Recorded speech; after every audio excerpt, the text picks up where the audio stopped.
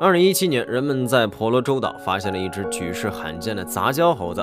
科学家研究确定，它出生于一场不正常的强奸案，并且归根结底还是人类造的孽。几年后，有人又拍到了这只杂交猴，发现它竟然生下了后代。驴和马杂交出的骡子无法生育，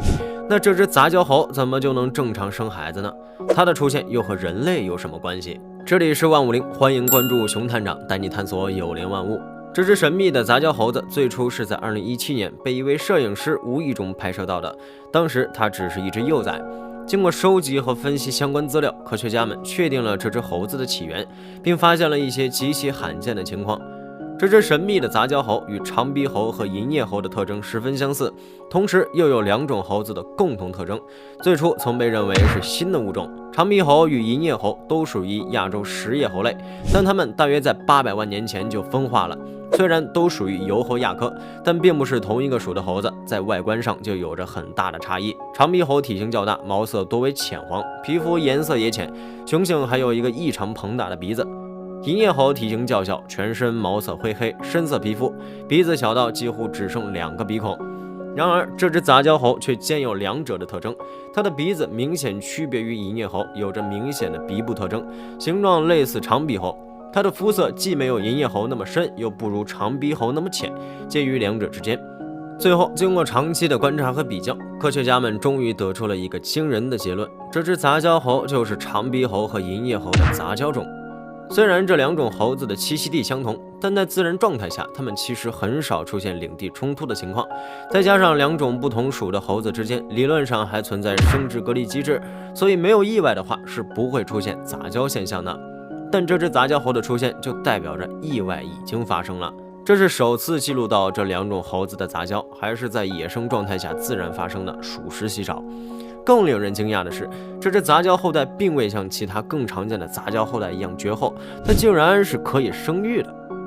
2020年9月，有摄影师发现这只杂交猴时常带着一只幼猴出没，而且发现其乳房已经变大，这足以说明它已经成功诞下后代，并且正处于哺乳期。人和猩猩不能杂交，是因为存在生殖隔离，但东南亚一只罕见杂交猴子的出现，是否说明灵长类之间的生殖隔离失效了？生殖隔离是指不同物种或同一物种的不同群体之间存在的那面看不见的生殖墙，这堵墙让它们不能直接交配产生后代，或是生出来的杂交后代没有繁衍能力。假如没有生殖隔离，那世界可就要乱套了。我们来举个例子，假设驴鼠和其他鼠类没有生殖隔离，那么全世界的老鼠都能与驴鼠进行交配。驴鼠出生20天就能性成熟，一次可产下6到7只幼崽。赶上性质不错的时候，一只雌性成年驴鼠1年就能繁衍出上千只子孙后代。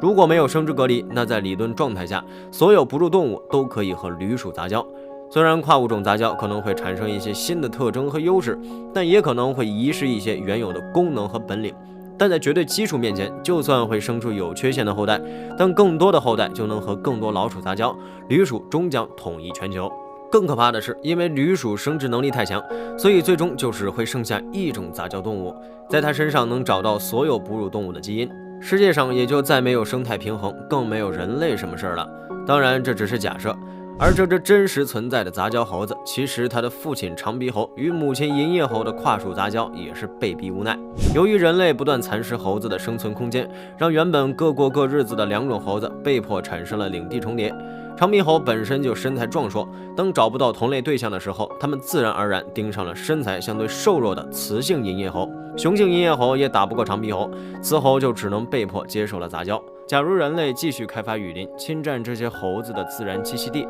那这样的强奸案很有可能越来越多，那么两种猴子的基因独立性也就会逐渐降低，最终融合成一体。而且这只是一个被人类发现的例子，如果其他物种也出现被迫杂交的情况，那我们刚刚做的驴鼠假设或许就会在一些近亲动物中出现，这对生态环境的破坏将会是灾难性的。假如人和猩猩可以杂交，那这个杂交后代会有生殖能力吗？如果有的话，对于人和猩猩这两种动物来说，究竟是好是坏呢？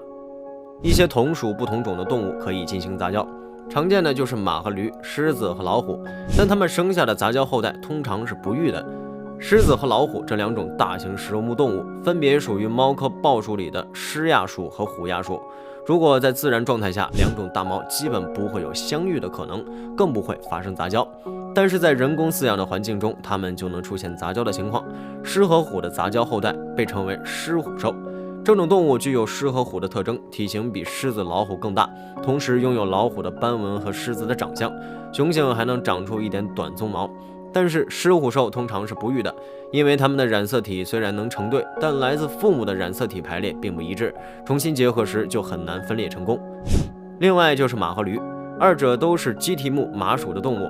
早在很久以前，人们就发现马和驴其实能产生后代，而且非常适合用来农耕及运输，这就是骡子。这种动物具有马和驴的特征，寿命更长，耐力更好，饲养起来不像马那么费钱，很受农民欢迎。但是通常来说，骡子也是不育的，原因就是马和驴本身染色体的数量不同，导致骡子体内的染色体成了单数，自然无法正常繁殖。不过有趣的是，在极少数情况下，骡子也能产崽，这可能是因为在骡子体内发生了染色体的非整倍体减数分裂，或者非整倍体受精等异常现象。这些现象虽然极其罕见，但不是完全没有。根据自1527年以来的相关记录来看，共计约60匹之多。从狮虎兽和骡子身上就能看出，其实物种杂交有好有坏。从一个方面来看，杂交可以融合动物的生理优势，增加生物多样性，产生新的物种或变种，为自然界提供更多的遗传变异和适应性。但换一个角度来说，杂交也可能导致原有物种或群体的彻底融合，